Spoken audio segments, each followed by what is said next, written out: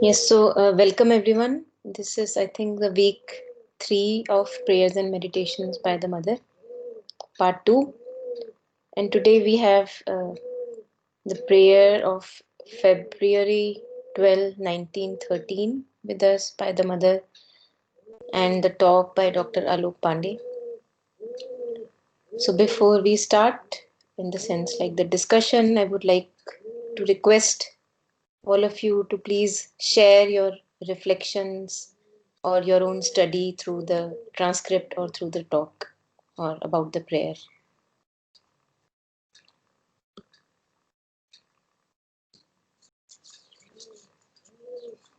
And Chitraji, I have your question with me, so we'll cover up that also in the Yeah, as we yeah. go You ahead. kindly share that thing. Yeah, yeah. Thank Yes, you. yes, yes, Gurpreet ji or Taru or whoever wants to share. Yeah. Yeah, Monica, can I? Yes, please. Yeah, Monica, as usual, I get very overwhelmed when I read Mother's prayers. Always, I find them very, very beautiful. Yeah. Yeah. And first time it came into my mind, such simple things that she has spoken of, which we generally neglect in our life, effortlessness, simplicity, Mm. and we are all stuck up in those mental concepts and ideas. So whenever I read these prayers, simultaneously I'm applying it on my own self, how I behave. It's always like that. I keep reflecting upon it. Yeah. And when I was reading this, so it is just that I've started.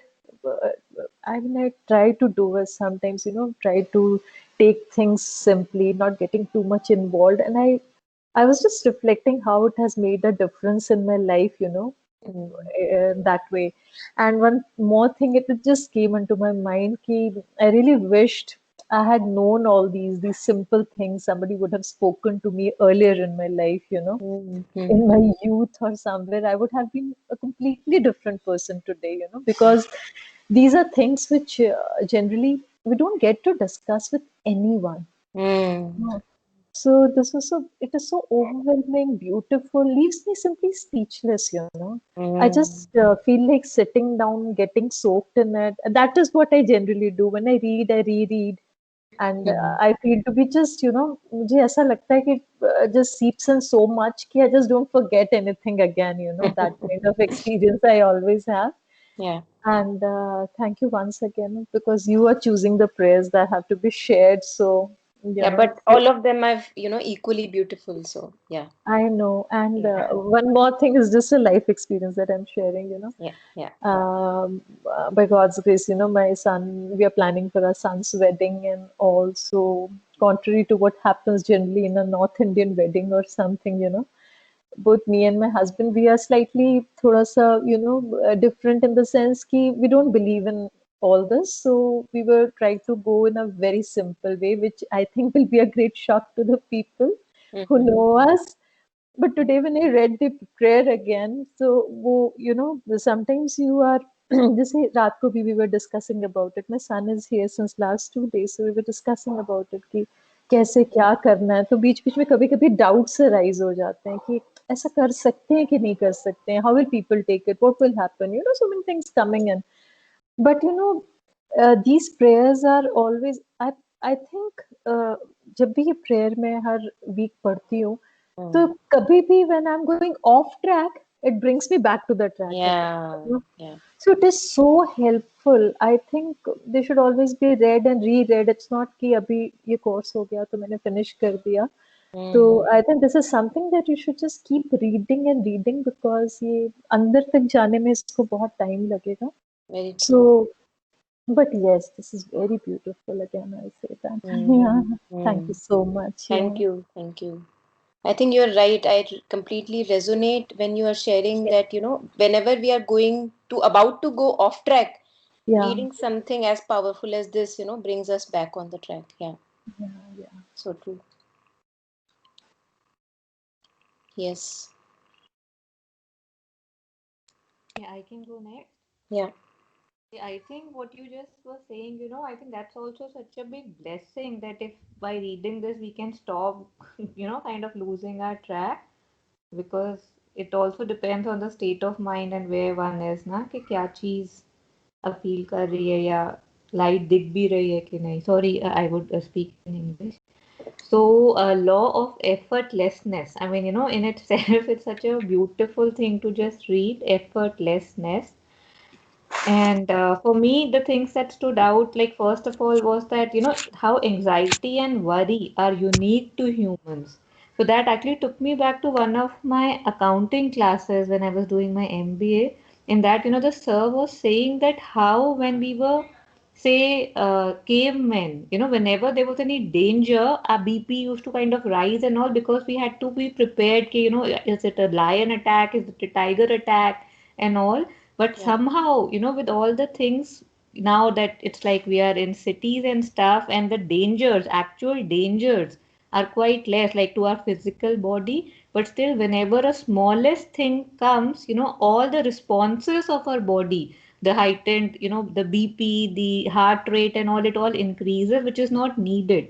So it was, I think, called the fright or the flight response, which Yeah. technically now is not needed in the 99% situations that we encounter it in. Things can be done in a way like, with lesser response from us. But yeah, so that was interesting. Yeah.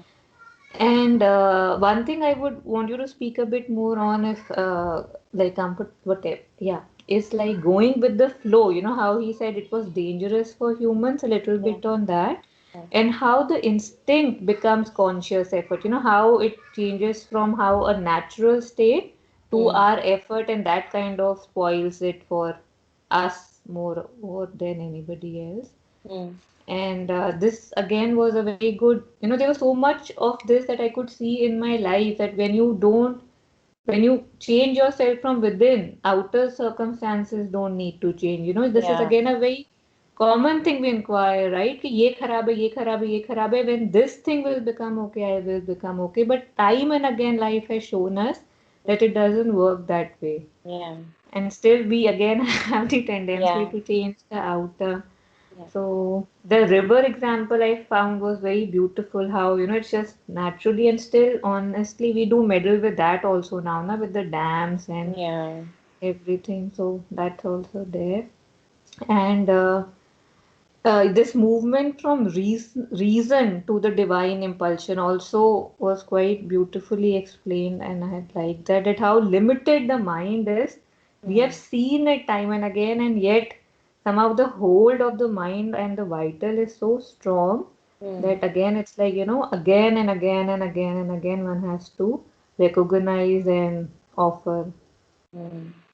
Yeah, and then this my truth is my truth and not anyone else's truth. Like, I've felt this a lot of times, but to, read it so Mm. beautifully said, so said it in a small sentence like that, it kind of was very beautiful. Mm. And yeah, and this one reality expressing itself in thousand ways. This Mm. in itself, I mean, the line in itself is again, you see this and yet you don't. Mm. Mm. Yeah, and the stress on simplicity. I mean, it's so strange that how difficult it is to be simple.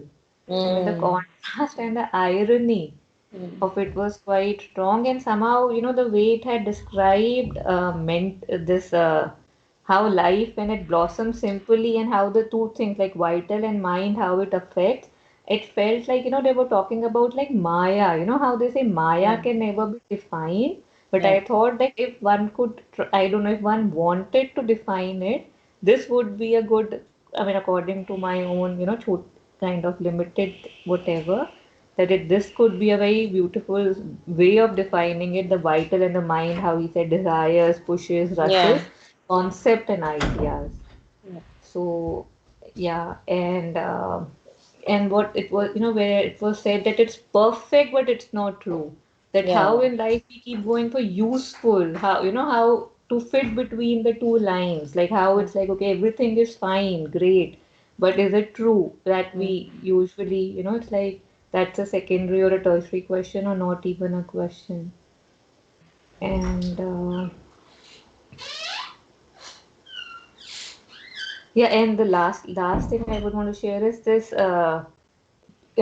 stress on the images, the artificial images that we make, and then how we just get stuck in them, trying to kind of be like it, and keep others also on that pedestal where we want them to be in a certain way. So again, it was, yeah, I guess, yeah, and prisoner of our mental views. Like again, the same thing, that how we want to, the mind always like want to define, categorize, draw lines, and how all is like the simplicity and freedom is what is needed, and how we are going in the opposite direction most of the time if we don't watch where we are going. Sorry, it was quite long, and thank you for indulging me. Acha, that's it?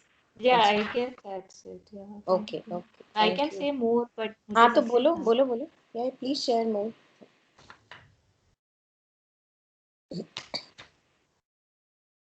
Um, I actually wanted to share one example, but I totally lost it एकदम से. I will, I guess, then come back to it. ठीक है, perfect. Thank you. Okay, okay. Yes.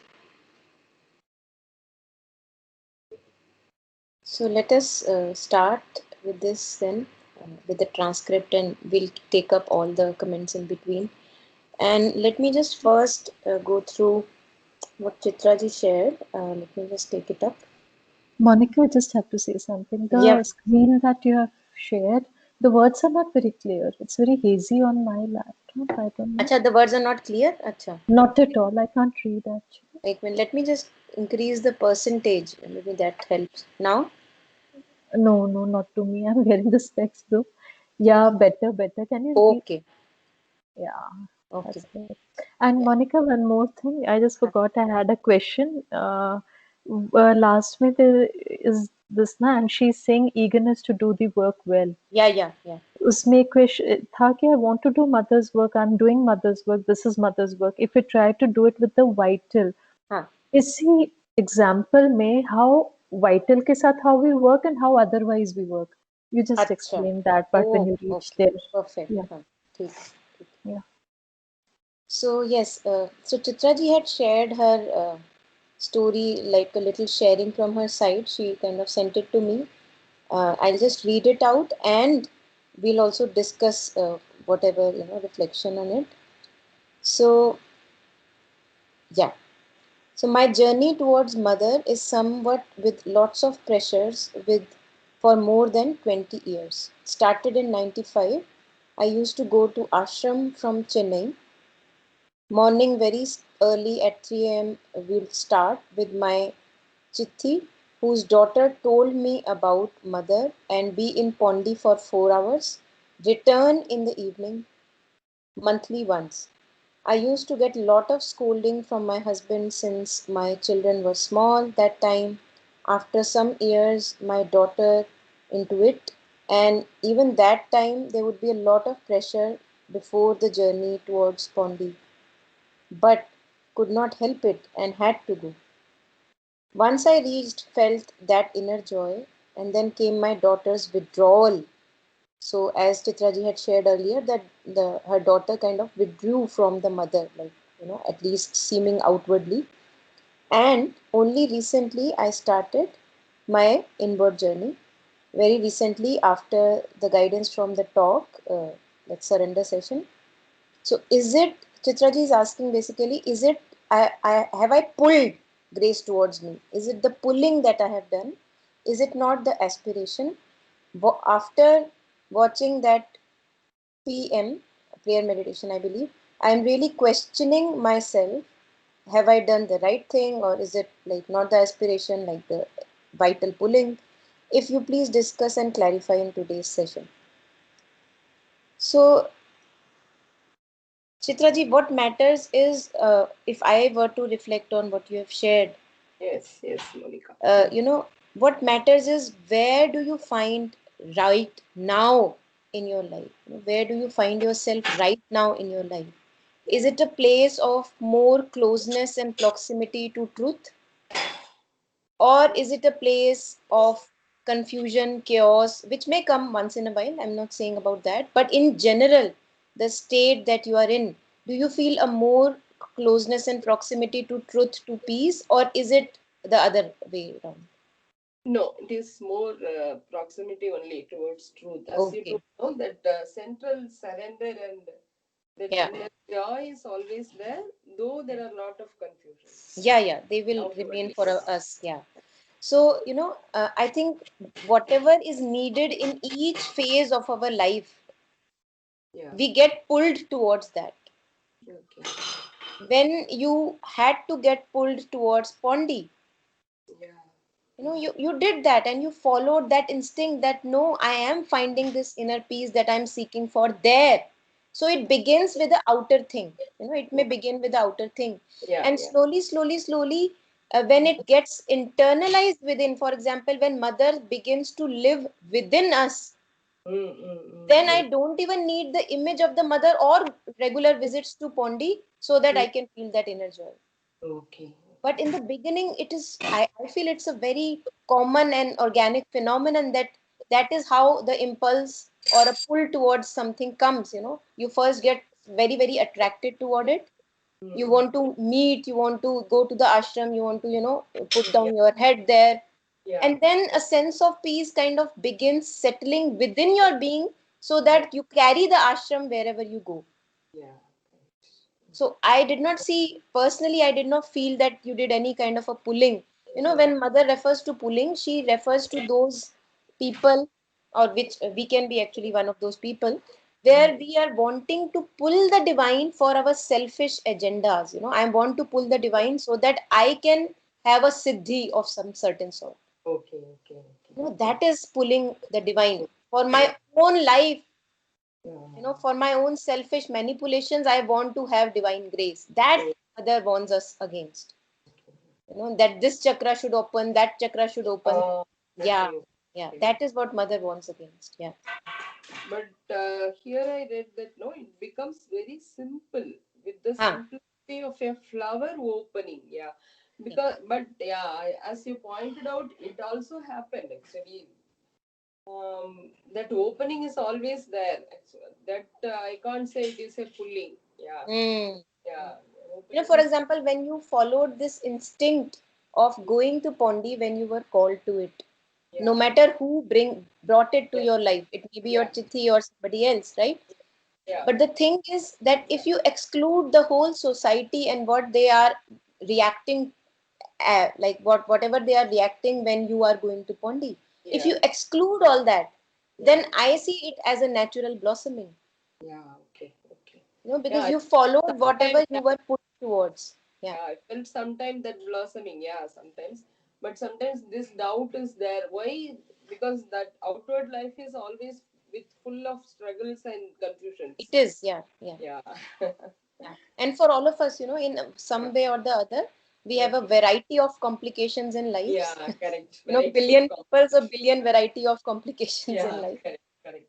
right? Thank you, And Monica. Thank and you. that also makes me more convicted. For example, would I go to Pondi even when my husband disapproves of it? I would say Yeah. yes, I would. Yeah. That makes me even give it a second thought, and it is good that we give it a second thought because Yeah. only our conviction gets tested. Yeah, correct, correct. Yeah. Thank you, Yeah. Monica. Yes. So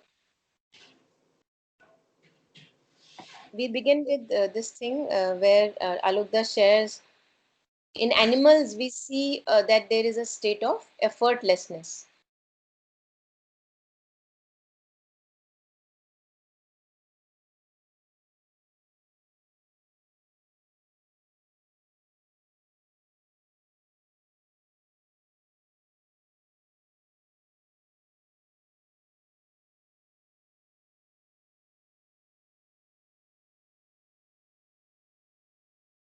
Oh, I'm so sorry. Yeah. So I was saying that when we talk about animals, and in animals, their nature is very united. The center of their nature is in the animal instinct, and they are one with that. What is our animal instinct? Fight if I can, flee if the danger is too hard, eat when the impulse is there, do not eat when the body is full. These are all animal impulses, right? And if we see how an animal lives, he is very, very effortlessly united in his animal nature. He does not have to do effort in understanding the signals of his body. The body demands meat now, so he will go and have meat. The body demands running now, so he will run around in the jungle. So an animal is very united with his animal nature, because that is the center of his existence, the animal nature. So for animal, we can say it is a state of effortlessness.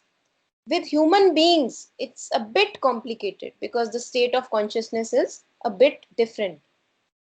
The center of human beings consciousness is not the animal nature that we are made of, but the soul. The soul is the center of our consciousness, must be actually.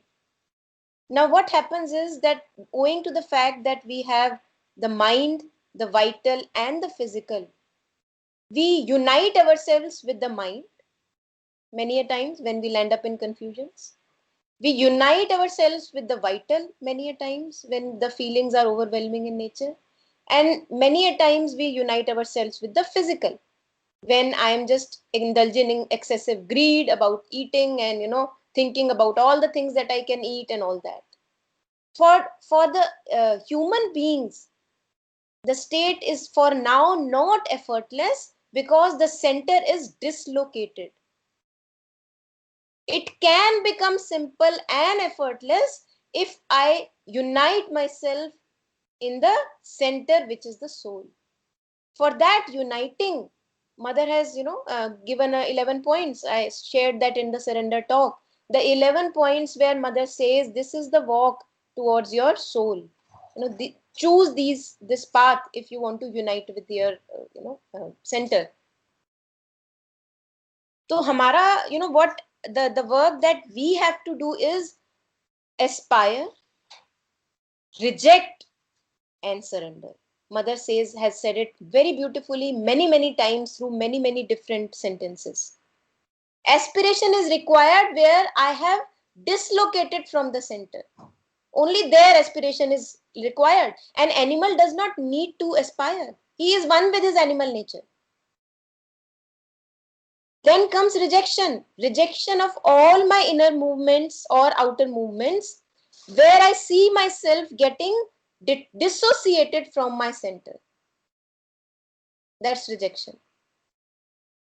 And surrender is when I am doing this, aspiring and rejecting, then whatever being flowers, I offer that flowering to the divine, to the existence, because what will I do with this being that I am creating or that the grace is creating? So this is, when we talk about, when Kabir talks about that, I did it with a lot of effort. I made my consciousness soft and supple with a lot of effort, because it is very easy for the consciousness to get stained and dirty. We do that all the time. When I associate, when I unite myself with the mind, thoughts about anxiety of future, past, present, I stain it. When I indulge in uniting with the vital, that, oh, my feelings are not separate from me, I am my feelings, again I stain myself. We do it again and again, helplessly we do it. Yes. So Taru is sharing, would you say offering is the initial step towards surrender? Taru, I would say the initial and the last, because when is it that we do not need to offer? There is every time the layers of dust and dirt keep on collecting and gathering upon us. We have 10,000 movements, if not less, or if not more. We have at least 10,000 movements in day-to-day lives, where we take excessive burdens on ourselves, where I mean to say that we dissociate from our inner truth. 10,000 movements at least. And so what I have to do is, again, neti neti, mother, this is not needed. Mother, this I offer to you. Mother, my anger, I offer to you. Mother, I got into a trouble. My mother, I offer it to you. That is the beginning and also the end. Because where does it end? I can't see it ending. For myself, I can't see it ending. So I don't know. Maybe we can ask those people for whom it has ended. I don't know. Yeah. No, it never ends. Yeah. Looked also once in talk, he told, no, first surrender, then more surrender, then more and more surrender. Beautiful. Yeah, then Beautiful. more. Yeah, beautiful. When we begin to know about surrender, whatever Chitra ji is sharing, exactly on there, when we begin to read and know and understand it in our life, we see that out of 100 movements in my life, I am able to at least surrender one time. I was able to feel that lightness when I remembered and offered to mother. Okay. Then our usual effortless state is forgetting. We keep on forgetting. So we have to put effort in remembering. So I see that because it has given me lightness, I want to do it more and more. So out of 100 movements, I now begin to do it 100 out of, like I do it like 4 times out of 100. And slowly, the gap decreases and surrender becomes more and more natural to me. Like I want to stay there. There is some part in me which feels home when I keep on surrendering. So that is how we go about it. And there are so many uh, layers of the past hovering around us, kind of wanting to overwhelm all the time. So even if I had 1 or 2 years relatively living light, I see that in the third year even intense overwhelming feelings or desires may come up. So surrender is a continuing process. It's a never ending road. One can just begin on this, one can never end on this. Yeah. Monica, Yeah. don't you think offering and surrendering is different in the sense offering is we are offering each and everything, our thought, our acts, everything we are doing it. Surrender is something that we surrender ourselves completely, no question being raised inside my being. Yeah. I mean, it's different in that sense, isn't it? Yes, I'm actually, asking you. see, offering, I would say offering will go hand in hand with surrender. Okay. So, uh, first of all, if I even begin to think that, Mother, I offer my life to you, it's as good as saying, Mother, I surrender my life to you. I give my life to you. But that is a very big thing that I'm saying. Okay. So I do Hmm. it in bits and pieces. I Yeah. say, Mother, first of all, what I need to do is, sabse pehle, what bothers me the most is what I want to give immediately to the mother. I see that this thought is bothering me a lot and I want to give it to the mother. So it is a very selfish thing actually, if we see, because I want to be light, and it is okay. Being selfish for inner peace is completely, allowed. And then I see that, oh my God, it's not like that. If I'm offering my burdens to the mother, I also see that I'm very attached to the pleasures in my life. And they also kind of burden me. I see that they become a load on my mind and on my vital. So I begin to become more sensitive to those movements and I begin to offer that also. So when Hmm. you're talking, how is surrender different from offering? There can be definition wise, there can be differences. Not sure about that. But if you see practicality of it, offering cannot go without surrender, surrender cannot go without offering. No, that is true. Both things are there. They coexist. That's true. Ji But ji when we begin with offering, हाँ I always apply it on myself. जैसे मैं offering कर रही हूँ, बहुत doubts आते हैं. There is, that faith, complete 100% faith, वो surrender वाला thing is missing. So I started ये सर doing it. गुरप्रीत जी यहीं पर रुक जाओ हाँ ये जी. पहले तो ये बताओ where have you picked up this image from, Which image? Sorry. the image that you just shared, complete 100% faith, where have you picked up this from? I don't know. I look at people. This has always been my question. That is why I started everything. When I look around, when I go to a gurdwara, I'm sitting, I look at their faces, people around me, the way they talk, कि मुझे बहुत आनंद आया. I start questioning myself. Yeah, the way they talk about divine, their, expressions that I see. I feel something is lacking inside me. Why do I not experience that 100% the way they are doing it? How do That you is how. feel? How do you feel when you enjoy this feeling of when? So, for example, Gurpreet is going to the Gurdwara. Yeah. She's looking at the expressions or looking at the behavior of the people, how they talk about the divine, and immediately she begins to feel a lack inside herself. How is it to be in that lack? Is it a nice feeling? No, Does for it me, make you no. lighter? No, it doesn't make me lighter. I But keep questioning just myself. stay there. Just stay there. Whatever is making me burdensome, that cannot be the truth. Okay, yes, I get what you're saying. Yes, and immediately you reject that. All right. Yeah. Yeah, I understand. I have that the thing that has been spoken in the prayer about, how Mother speaks about those our mental concepts and ideas. That's what I told you. Yeah, When I yeah, read the prayer, I yeah, always find those things in me, how everything that she says, yeah. effortless, nahi ho, simple, nahi ho, things like that. I get what you're saying, but I think finally offering starts for me, offering started with doubts, but I Hmm. can see now the more I'm offering things, little acts, the more Yeah. I'm offering it, ki, okay, I'm going for the session now, for the class now, you are coming with me now. So I'm seeing ki, finally I'm gaining more faith, which I did not experience. I'm telling you. Yeah, yeah, So yeah. it finally leads to maybe the surrender. देखो That's why. Finally पे ना ये देखो finally पे जो जाना चाहता है ना I give you a little hint how I practically take it. Hmm. One who wants to have a final image, that is nothing but the ego inside me or the mind.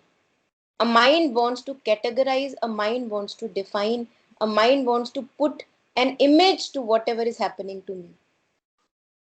Hmm. Hmm. And if we want to experience the divine, that is beyond mind and beyond senses. So there again a trap. Hmm. What I can do is what feels right to me in this moment. That is all that matters. Why would Yeah. I see if I have begin on a path which itself is a rewarding journey? Even if I stumble 10 times, I see that the two times I do not stumble, I enjoy that. Enjoy this progress. I enjoy the challenge on this path. Why would I care to have an image of a final complete surrender? Who goes there?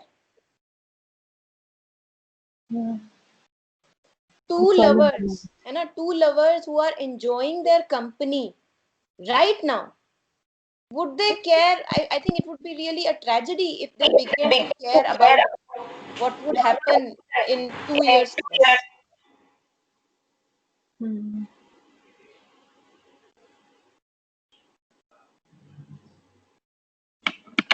So I would say just, stay here, stay there. Yeah. Yeah, yeah. Thank you. So Taru is sharing. Taru, would you like to speak it out if possible? What Actually, exactly you Monica, mean? what you said, no, actually, every day is a new day. Exactly. Every day you will face different challenges, and every day the surrender, sometimes surrender will be very, I mean, you can't say it is a full surrender, Yeah, but yeah. another day it will be very satisfying. So the journey will go on like that, but we will have that inner joy. That joy only counts. Yeah, Hmm. experience. Totally. I see myself faltering so many times. Yeah. Yet the path keeps on calling me, and I'm Ah, kind of glued to the path. yeah, No correct. matter how many uglinesses I see myself in myself again and again, the path is not ready to leave me. That is for me, that is enough. I don't want to know what is complete surrender. I want to take it step by step, baby steps. Just the process is so joyful. Yeah, process is Yeah. good. Yeah, yeah, correct. Thank you. So, Taru, would you like to share what you mean by what you're sharing on the chat window?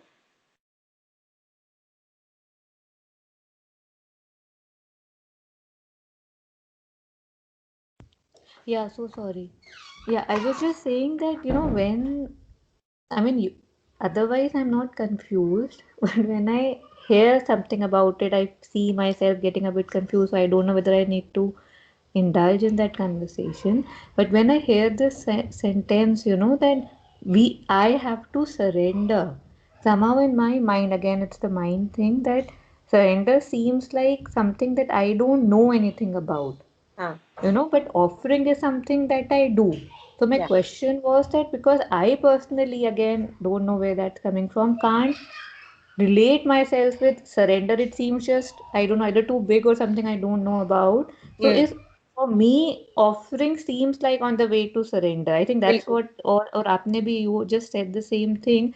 Hmm. So I was just wondering, is offering and surrender like synonymous, right? Because I think what you said was very beautiful that somehow उसमें भी एक ego game है right like surrender seems that कुछ ज्यादा दे रहे हैं और Hmm. Offering ऐसा लगता है because it's a detailed thing like Hmm. surrender also you've often spoken na that how it's detailed and central.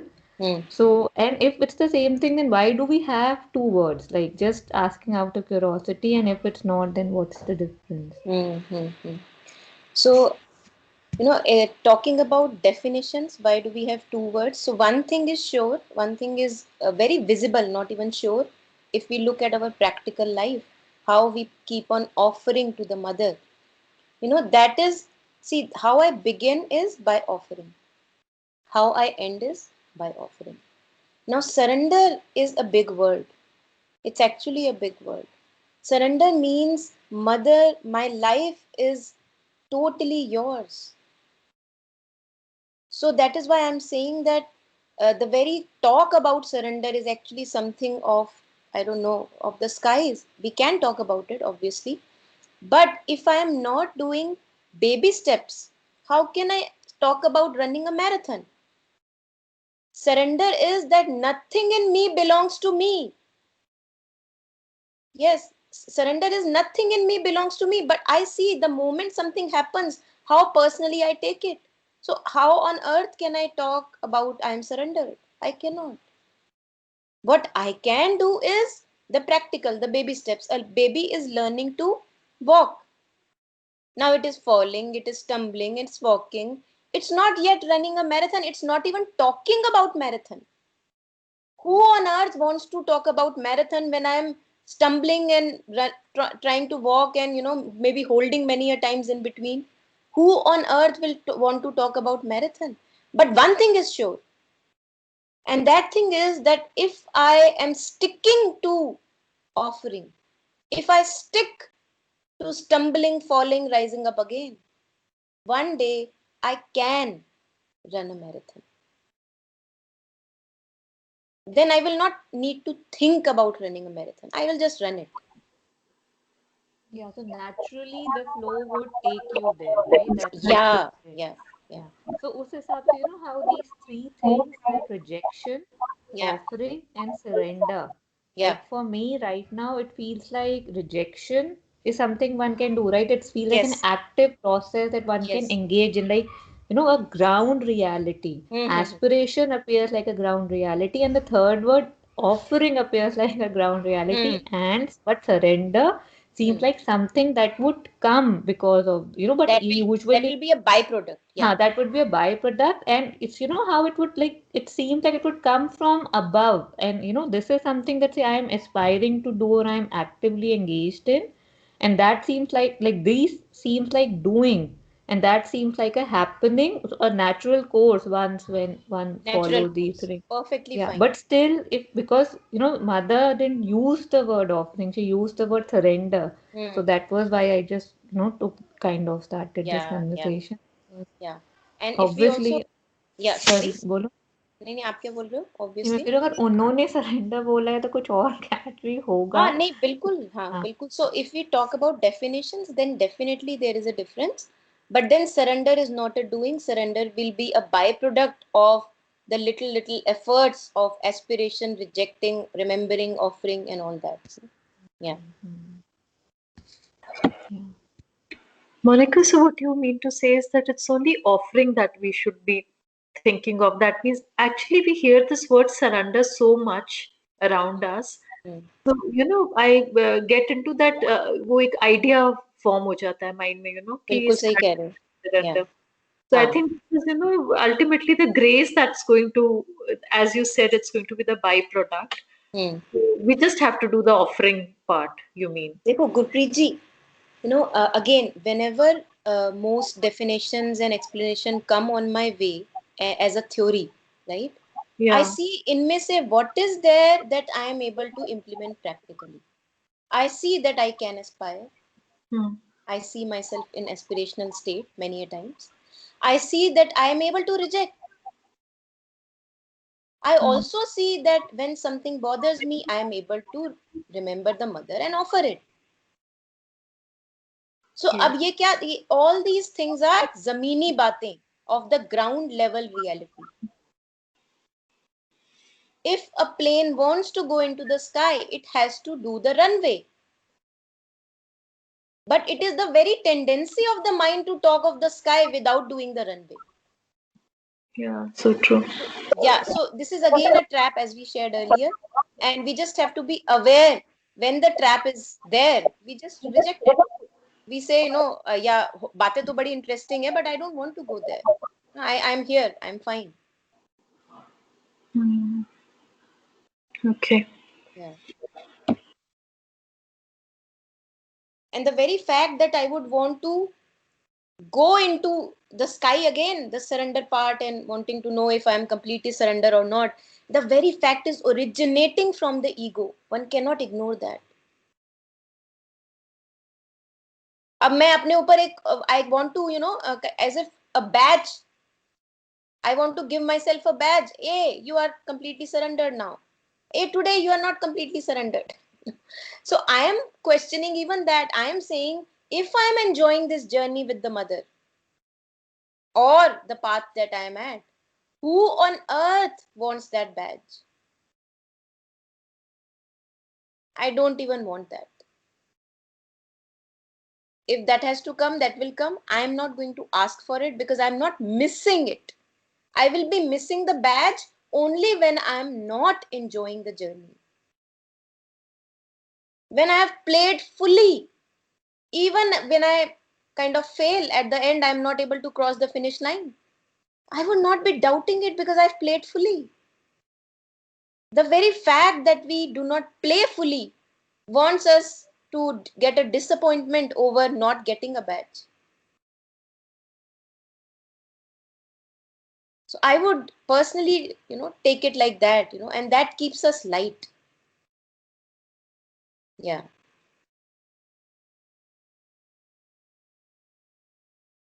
Yes. So let's take it further. Yes. So we were talking that for the human beings, effort is very, very important. If we talk about I am going with the flow, as it's talked about in the transcript further, going with the flow, we talk about are flow mein rehna, go with the flow, go with the flow. Our flow is the flow of tendencies. The way we are right now, our flow is going by the vrittis, by the sanskaras. That is our flow. By the animal impulses in us, that is our flow. So one needs a lot of vigilance. Is this flow taking me towards truth? Can I call it a flow? Question the flow. Because I personally see for myself that, the moment I get more and more close to the truth, I see that what used to be a flow earlier for me, that now appears as an unease. It troubles me, it burdens me, and immediately I get to know, okay, this is not the way to go. So just as for now we are so used to our unease, and ease comes with a effort. Just like that, when we go closer and closer to being with truth in our daily life, the ground reality of my daily life, simplicity in my daily life, I see that slowly ease becomes my nature, and the moment unease springs up, I am able to see it like a fly in the cup of tea. Earlier, I was not able to make a distinction. Now I can see the distinction. So that itself is a step, if one can say, ahead. That brings me joy, that brings me to an ease that yes, it's going fine. And the other day, this day you are saying that it's going fine, and in the next day you see yourself fall in another plunge of darkness. Even that is okay, because that is telling me that the game is not yet over. So I, shrug the dust off my pants and all that. I get off again. I laugh at myself. Oh, I fell in a pit again. What's the harm? It's okay. Just like a child falls and you say it's okay. Lagti rehti hai. So for us, the effortlessness right now is of the tendencies, of the vrittis, of sanskaras, and that's why a vigilance is needed. What is the flow I am experiencing right now? Is this really a flow towards truth? In truth, in peace, and in ease? Or is this going to lead me into a bigger trouble? So, questioning, inquiry, vigilance. Yes, this was about the flow thing that we talked about. So, same time, Alokda is sharing, there is an art by which human beings can rise to a higher state of effortlessness, not the animal impulsive effortlessness. That's when they begin to live and express their intuitive truth of their being. This is the truth that in the beginning Taru was sharing, my own truth, Swadharma. Each person in this life has his own truth. There may be similarities in each and everyone's truth, but how it will be manifested in nature is a completely unique thing. That is what separates us from each other. That is what makes us special. Otherwise, if we look at the content of our being, we are all alike. Same 4-5 negative emotions, same 4-5 positive emotions, the body, the confusion of the mind, confusion of the vital, all that. The worries of the past, the anxieties of the future. It's all one package, but owing to the face value, we look different from each other. We think that we are special. We are not special. We become special only when we get in touch with our truth and begin to manifest it out. When the truth manifests itself out through the unique being that I am. Before that, nothing is unique in me. It's all like, a stone, pile of stones, nothing more than that.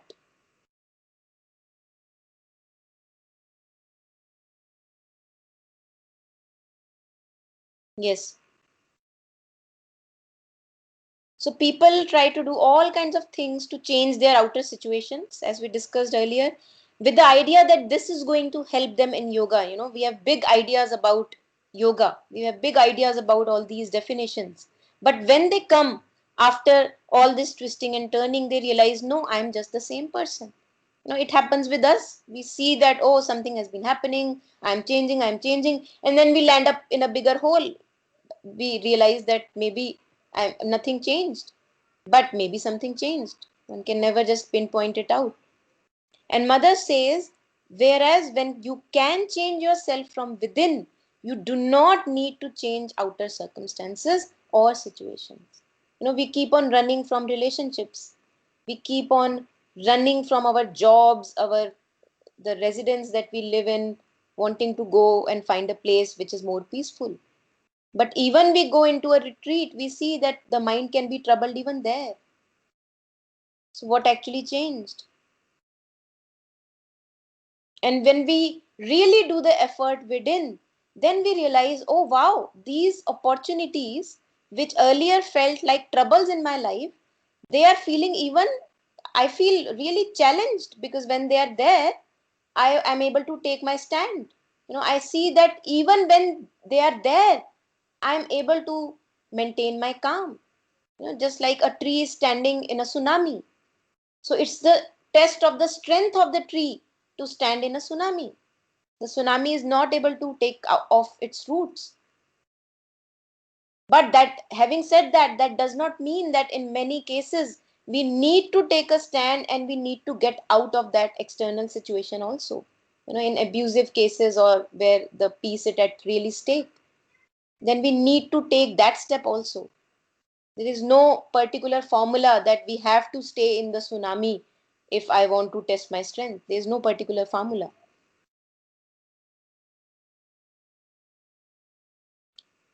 Yes. And slowly, slowly, this actually take us towards, if I can use the word surrender. When the ego realizes that I am doing so much, I'm changing so much and nothing is changing, there must be something I'm missing. One feels really hopeless with oneself, with one's attempts. And that hopelessness is actually a beautiful hopelessness. It's not the hopelessness which leads to depression. It's a hopelessness that there is something more than only my efforts, which is running the game. Then I decide, oh my God, the way I am, the way I have been all these years, if I continue being that way, there is no hope for me. So, Mother, please, I give myself to you. I don't want to entertain myself in this life anymore. So, out of that frustration of looking at yourself in the same condition again and again, a self-giving kind of a central self-giving can appear in life. That you see that our uglinesses are here to stay. Then the path can begin. Then a worthy path can begin. Otherwise, left it to me, I will always be putting rubbish in the game. So I offer this life to you. I want to make it beautiful for you. So then self-given can appear when the ego realizes the futility of efforts.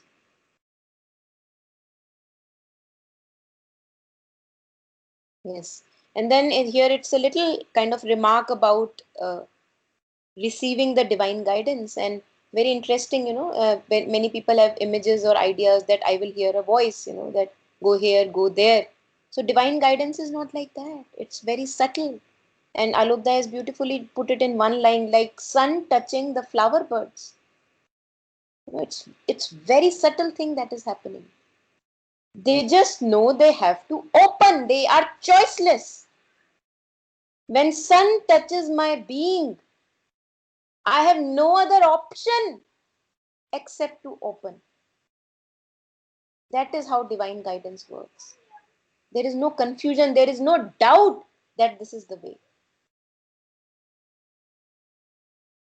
In that sense, it's very instinctive. You just know. You don't know how you know. I cannot explain it how I know this. I don't have a theory about it. I just know this is the way. I know that on the right side there will be a street where I have to take my feet there. I just know. I don't know how I know. That was just given outer example. So that kind of a knowing, an instinctive knowing, for now we have separated from that instinctive knowing. For now we are completely united with the animal instincts, or maybe half here, half there. And that is why effort and vigilance and aspiration and rejection then become very, very essential if we have to unite ourselves back to the center, central truth of our being. Just keep sharing, otherwise I'll just keep on going on. Yeah. Now comes a life where one can live beyond the mind, not off the mind, and also follow this divine impulsion. And again, don't think that it will be a life where everything now follows a divine impulsion. There again will be tests and challenges. You will be again put into overwhelming conditions. But it will be easier to come out of them. It will be easier to rise up again and again. because these tests, challenges are here for as long as we have this human existence. It may appear looking at some people that their life has been sorted now, but it's not like that. Have you asked them? Have you inquired with them? So staying away from making those images that I keep on comparing myself with. Maybe those images are just mirages. They are just mirage. At the moment I go close, I realize, oh my God, this person looks the same as me. Maybe on online or Zoom talks, he appeared very divine, whatever the image of divine we may have been in our minds. And again, something in us wants to have this separation between divine and humanity.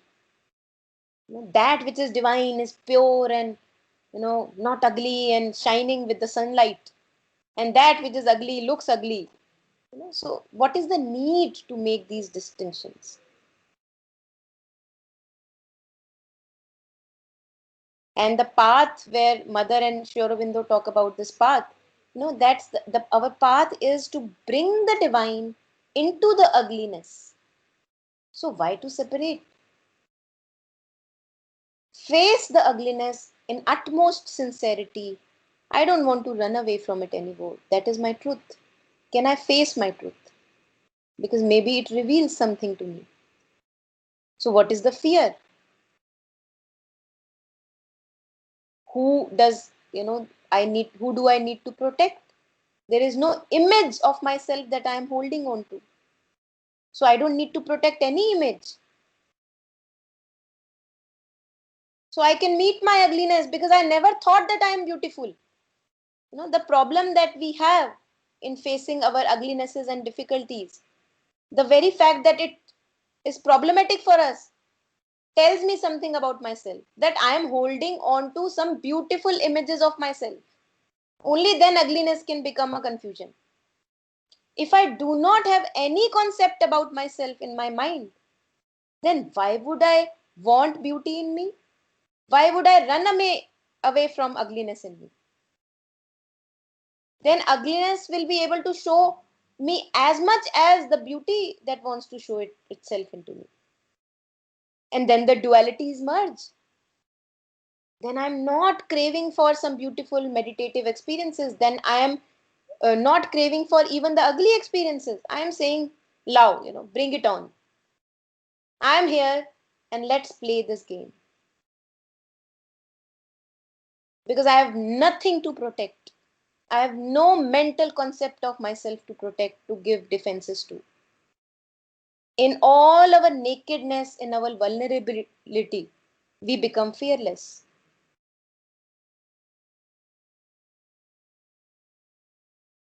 In the absence of those mental images and conceptions about myself. That is where we can obey this divine impulsion, which takes us closer and closer to truth of our being.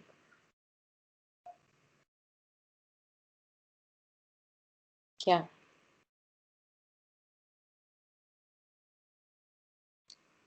So here's something about the uncovering of our truth. You have to uncover your own truth and go by that. How do we uncover truth? Just as we clean the room. How do we clean the room? We pick up a broom and we see what all is unnecessary in the room and we clean it. So I have an aspiration that I must clean the house today. And in that aspiration, I pick up this jhadu, the broom, and then keep on rejecting all the movements that appear not necessary. That is how I discover cleanliness in the room. And that is how we discover truth of my being. Very simple. There is no big kind of, theories about it. Aspire, reject, aspire, reject, aspire, reject. Mother is not sharing aspire, reject, and call beauty, call, things in your life. Surrender is a byproduct. First, you must have aspiration that, okay, The admission first that yes, I see a lot of filth and dirt in my room and I need to clean it. I want to clean it. So you get up from inertia, from the tamas. First you admit it, and then we pick up the broom.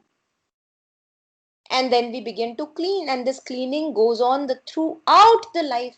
The cleaning goes on. The moment I become relaxed, oh, the cleaning has been done. Now I can relax. There the trouble is lurking round the corner. So one cannot relax. And Kabir has said on this, that the sadhak has to be vigilant as long as he has life and breath in this human form. The broom has to be in the hand, the rejection has to be done continuously. This is how we uncover, we rediscover our truth. And that begins to automatically manifest itself out of us. You cannot stop it.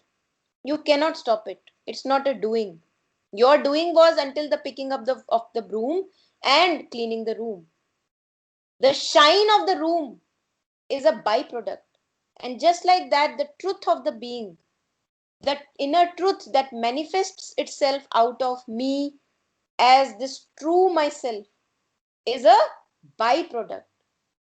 It has to happen, it will happen effortlessly. Now we enter a different kind of effortlessness. Yes. Just keep sharing any comments or concerns. Yeah.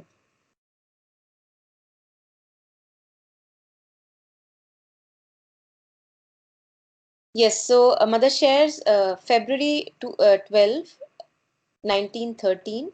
As soon as all effort disappears from a manifestation, it becomes very simple. With the simplicity of a flower opening, manifesting its beauty and spreading its fragrance without clamor or vehement gesture, without any push, without any struggle. So I have picked up my job and I am sticking to my job. My job is to pick up the chadu, to pick up the broom, and to keep on cleaning all that appears as unnecessary as the burden.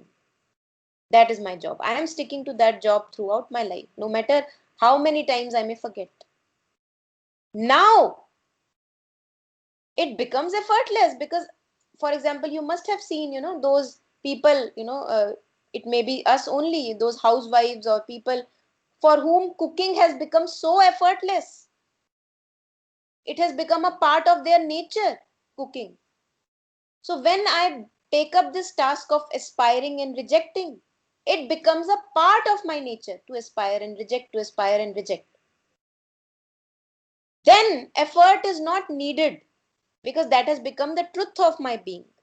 As soon as all effort disappears from a manifestation, then it becomes very simple. With the simplicity of a flower opening, manifesting its beauty and spreading its fragrance without clamor or vehement gesture. Now there is no struggle of any sort needed, no pushing and pulling needed.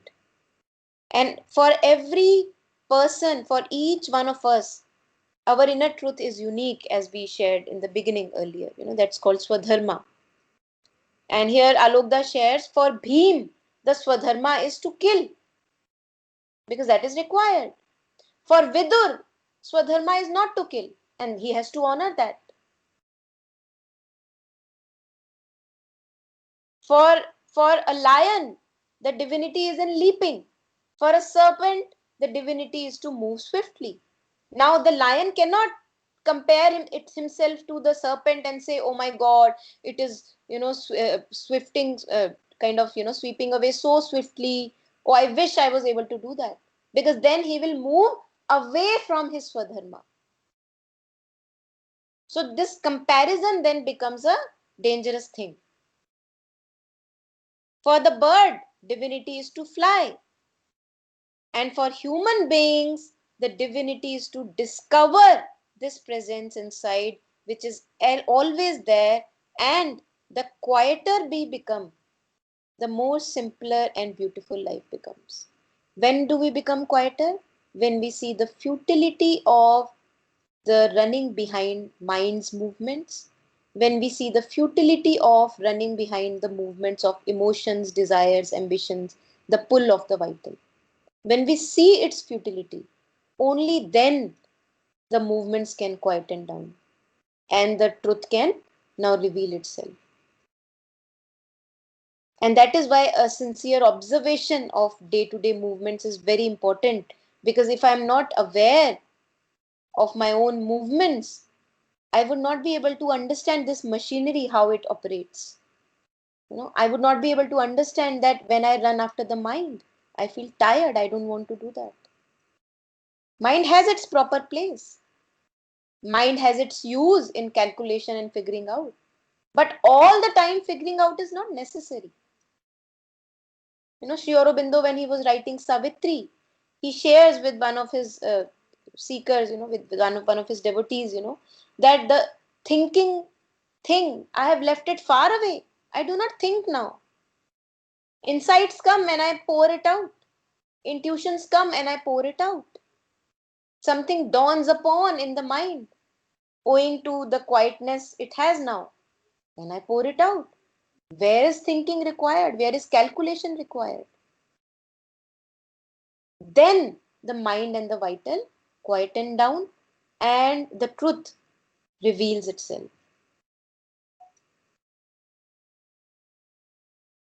Yes.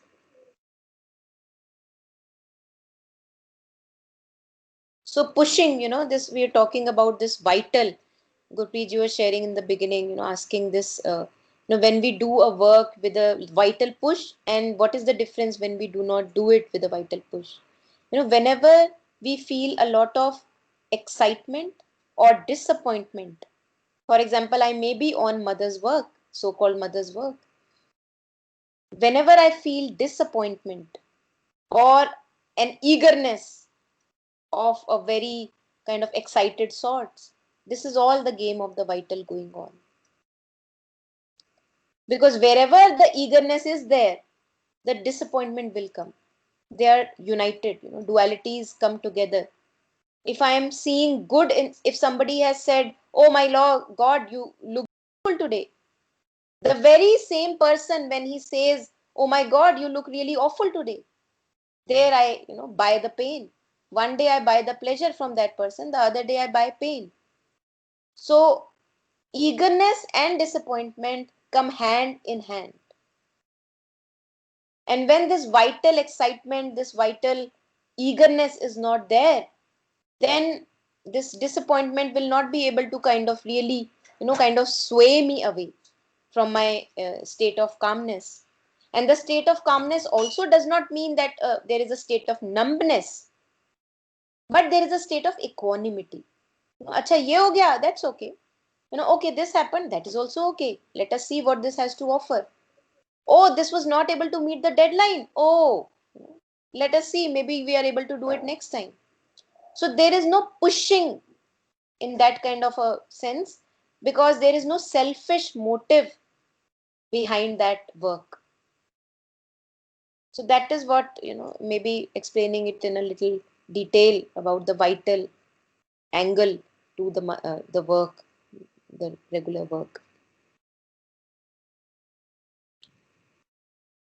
When the mind comes in and when the vital comes in, when we begin to calculate a lot, ego calculates a lot. मुझे क्या फायदा होगा इससे? Ego is very calculative in nature. Is this person doing what I wanted him to do? All that calculation is of the mind. When that comes in, when the vital comes in, when we attach too closely to our feelings, when we are not able to dissociate ourselves from the feeling, when we are not able to become our own other, then they corrupt. Then we feel this heaviness, then we feel this confusion in life. When we have become too attached, too glued to my own emotions, calling them my own. They have nothing own, there is no ownness about them actually. They come to all of us. The moment I call them my own, they keep on becoming a burden for me. And then they disrupt the simplicity. When mind and vital come in, they disrupt the simplicity. And in this simplicity lies the greatest power, the power which is least mixed of these emotions and least gives rise to harmful reactions. Whenever we are following our vital or mind, we can be very assured that it will not be doing good to anyone. Whenever I am following my inner truth, I can be very sure that it will do good to people, whether it may appear right now or it may appear in future. That is inner connectivity all of us have to the inner truth. Being situated in my swadharma, I cannot do harm to anyone. Bhim, if killing his swadharma, it may appear that, oh my God, he's killing and killing and killing. But for that phase of Mahabharata, it was necessary. So he did what was necessary. Everything is fair there. There is no morality associated when Bhim is killing. When we are trying to do it with the mind, trying to mentally arrange things this way or that way, then we fail to read the inner impulsion which is coming before us, and we miss out on something fundamental. Now, this is called clouding or haze or blurring of our vision. When a lot of impulse from the mind or the vital comes in, and we begin to follow that without questioning, then we dislodge ourselves from the inner truth. As if our vision becomes blurred, we are not able to see clearly. And that time it is best to take a pause, seclude maybe yourself for some time, take a pause, do not do that action which appears to be in a haste and blurredness. If that is possible, step back from that action. And then when you feel better connected, we can go about it and maybe things resolve. The power of the vital should be mistrusted. Whenever we are caught, kind of trapped in this impulsion of following a desire or following the ambitions or following a certain impulse that has come to me, that has to be mistrusted. So we have to question our own so-called self. We do not have to call those feelings as our own, because we will not be able to then sort them out. That has to be mistrusted. The important thing is that what is the expression of divine within us that we have to catch. Vital wants to push things in its own way. It has its own agenda. And that's how we become then more flexible, because if things are not happening the way I wanted to let them happen, I see that maybe there is a purpose. So I step back. I say, okay, let it happen in the other way. And then you can be sure that you're not following the vital. With vital, there is a lot of power of assertion, of a power of control, wanting to control persons and situations in my life. Then you take a back seat. You see that here the power of control is not going to work. It is leading to more confusion, more trouble. I better step back. So that is stepping back from the power of vital. It is the tempter on the path of work. This the power of vital, when we feel rushed to do something which we feel is right. मेरे हिसाब से होना चाहिए. Yeah. And then what happens? This is I think this is really amazing, because this is the crux of all of the suffering. So we create a whole world. The vital builds a whole world according to my idea of perfection. And when that gets hurt, we feel pained, because that was not true. So why to build a world in very first place? Why to invest so much of energy in building a vital world, in a world of illusion, which I know will be hurt sooner or later? Can I put all the energy in keeping my temple clean and enjoying the little things of life? Because then I'll not be wasting and draining out my energy. There is always a risk of falling into its trap, for it gives you a taste of immediate results. When I am able to exert my power over my child or over my spouse or over a particular situation, I see immediately a sense of control. That immediate result that I got. Oh wow, everyone is behaving as I wanted them to behave. But that is only temporary. You have already done the damage in their inner movements. They did not want to do that, and you have compelled, forced someone to sway away from their swadharma and to follow you. So that may give you a little bit of satisfaction, but that is only momentarily. While if I step back from this and see, oh, there is some other larger plan I see emerging in this game, then actually the journey becomes really adventurous, because now this the new thing that is emerging is not going according to my own plan that the vital created. So I am open to a newness in life. I am open to something adventurous in life, that is an unfolding that is happening in front of me. Can I allow that to happen? Yeah.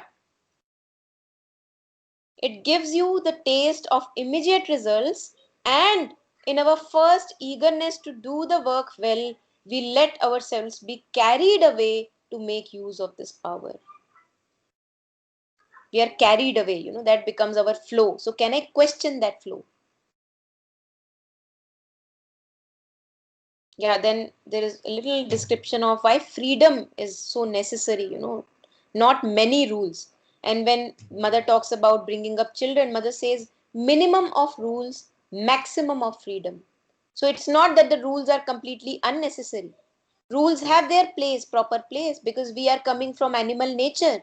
We need to have a certain kind of a discipline in our life, but also a maximum amount of freedom. Yes. Allowing ourselves to grow and to face all the experiences that come into my being, not shying away from all the ugly experiences, so called ugly experiences. They are my truth also, just as the beautiful experiences are my truth. Just like we do not abandon our children. If we have two children, one is more beautiful over the other, we don't abandon them, right? We acknowledge them, and we see their unique truth. In each person unique truth shines. So what is the need to prefer one child over the other? And just like that, I have beauty in me, I also have ugliness in me. Can I acknowledge them fully? Right? Very soon it deflects all action from the right course, because then it becomes my hidden agenda that propels me. Earlier it was surrender that was propelling me. The moment vital comes in, then it becomes the game of the ego. I want to do the thing my way, although it mother's work, but होगा mother का काम, but मुझे तो उसके हिसाब से करना है जो मुझे ठीक लग रहा है. So we don't allow that unfolding to happen, and that introduces a seed of illusion and death into what we do. When mother says death, death is the ending of progress. That which has become lifeless, you have separated it from its source. The source was inner truth. Now you have united it with the vital, but the vital was not its truth. So the work will be a dead work. It is not associated or united with the inner truth that was propelling it earlier. How sweet is the purity of thy presence. And then mother feels again this calmness, this ease in her being. And talks, kind of revels herself in that beauty, that purity. Yeah.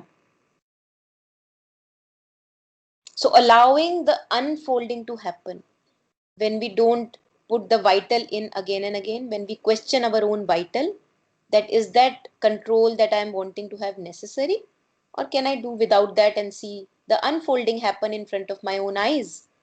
No, then it becomes adventurous, actually becomes adventurous. Then our life is not dull and boring, because the divine reveals itself, the truth reveals itself in new ways. Life becomes an adventurous journey. Oh, wow, I did not know this could happen this way. Wow, this is something new for me. Something like that. Yes.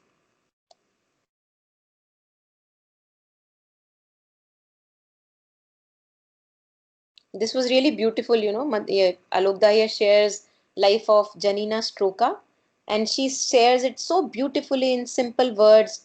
I have finally learned this yoga, as we were talking earlier. It is very simple. I have to just keep giving to the mother. Just sticking to that. No, she's not talking about the concept of surrender, not even talking about other big concepts. She's saying, I just have to keep giving it to the mother. How beautiful is that, and how simple. One can even know this no matter if I have a background of spirituality or philosophy or not. Just remember and offer. And this is the mantra even mother has shared. Just remember and offer. Remember and offer. No matter if you forget, offer your forgetfulness to me. And keep sticking to remembering and offering. This is really simple and so beautiful. Yeah. Yes. So, anything so far?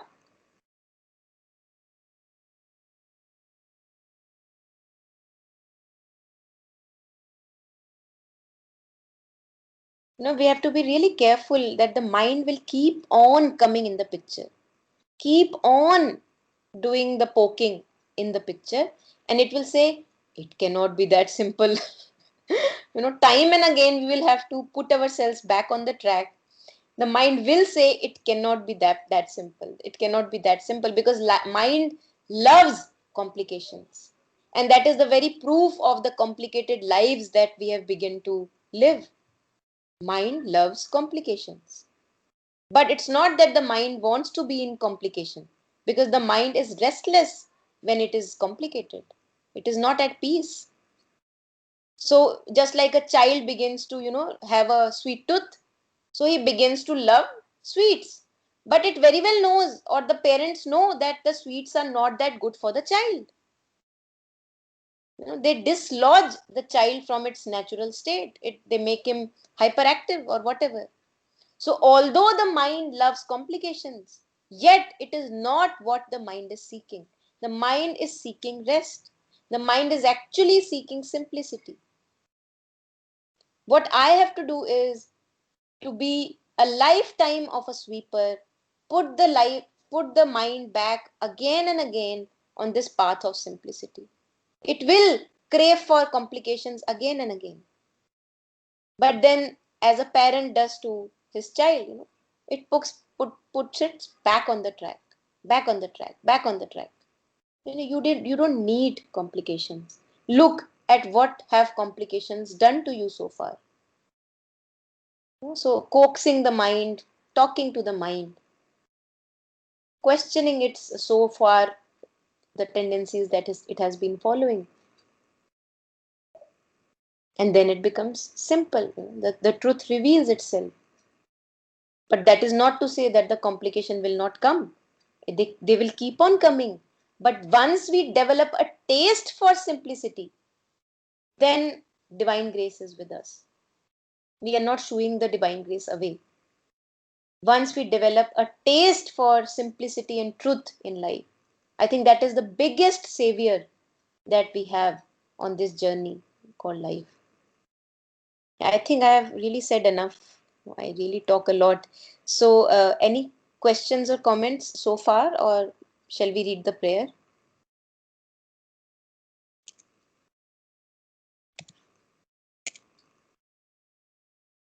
Yeah, Monica, yeah, when you talk about that ugliness and the beautiful thing, no? Yeah. I told about two children are there, but one is ugly, one is. But the picture came to me actually, which child is very weak or performing very low or ugly, we will give lot of attention to that child, no? Actually. Yeah. Like that, we have to be very, I mean, cautious about that ugliness only. No? We have to Beautiful. again and again, yeah. Yeah, put it into beauty Yeah, again and again. yeah. Yeah, put it into strength again and again. Yes, yes. Yeah, very nice. Yeah. So, Preeti, if you would like to read, since you came a bit late and would like you to contribute a bit, so it will be nice if you read.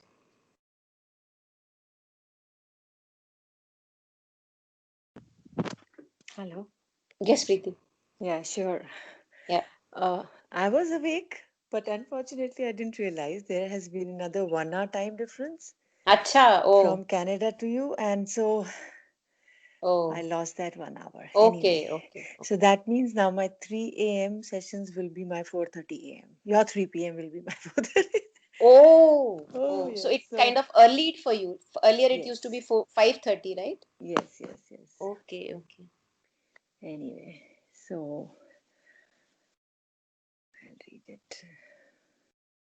So when you were just talking about the mind just now, I was wondering if it were, then why is that mind there? You know, we all, I mean, I should think that unfortunately our schooling system is such. There is no school which tells you to understand or observe your vital. Mm-hmm. We are just taught to read books and everything else. And then यहाँ पे एक point पे आलोकदा ने बोला भी है कि अगर Britishers had not kind of taken over our country, we would have been a Maratha kingdom. Yeah, So yeah. hopefully then our Gurukuls would have stayed and we would have continued to be in quotes backwards in our Gurukul systems, and maybe we would have still continued to flourish as a civilization. There was this thing that I was hearing, some talk on writings of Sri Aurobindo. And Mm-hmm. there it says, there is such a larger picture to all this British invasion and all that Sri Mm-hmm. Aurobindo shares that British invasion was very, very necessary for India because Mm-hmm. India was getting into a tamas or inertia, and it Mm-hmm. needed a centralization of the system because all these kings were ruling separately and dividing India. Mm-hmm. So there was a central authority that was required to put India together. And that is a And picture make which, it more democratic, yeah. yeah, yeah. So I And when have we had never one government, now we have that, yeah. exactly too. So Mm-hmm. British Empire or British invasion was necessary so that this centralization should come into picture. And Mother Right. shares that as soon as that was done, that work was done, Britishers had to go away. They had no Mm-hmm. purpose left in India anymore. So when you Mm-hmm. talk about what is the purpose of the mind has a purpose. Mother shares that everything in this world is there for a purpose. It's just that things are not at their proper place. So mind has a proper place. When I go to the market, I need to calculate. When I'm developing a business, I need to figure out a system for the business. So in figuring out, in calculating, the basic, mind stuff is necessary. But what we human beings have done is we have put the mind into everything that we do. So even I'm talking kind of a heart to heart relationship. There I put my mind, I begin to calculate and I begin to talk about the past and think about the future. And there it gets misplaced. I feel burdensome. So, Mother and Sri Aurobindo, that's why I think that is the reason why they have talked so much about refinement of the mental being, the vital being, and the physical being because they have their proper places. Right? Right. Yeah.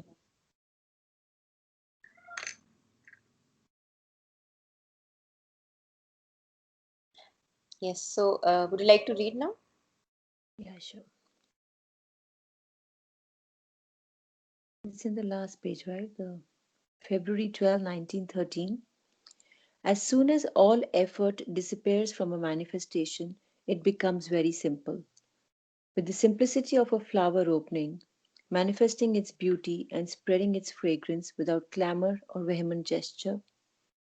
And in this simplicity lies the greatest power, the power which is least mixed and least gives rise to harmful reactions. The power of the vital should be mistrusted. It is the temperer on the path of the work, and there is always a risk of falling into its trap, for it gives you the taste of immediate results, and in our first eagerness to do the work well, we let ourselves be carried away to make use of this power. Very soon, it deflects all our action from the right course and introduces a seed of illusion and death into what we do. How sweet is the purity of thy presence.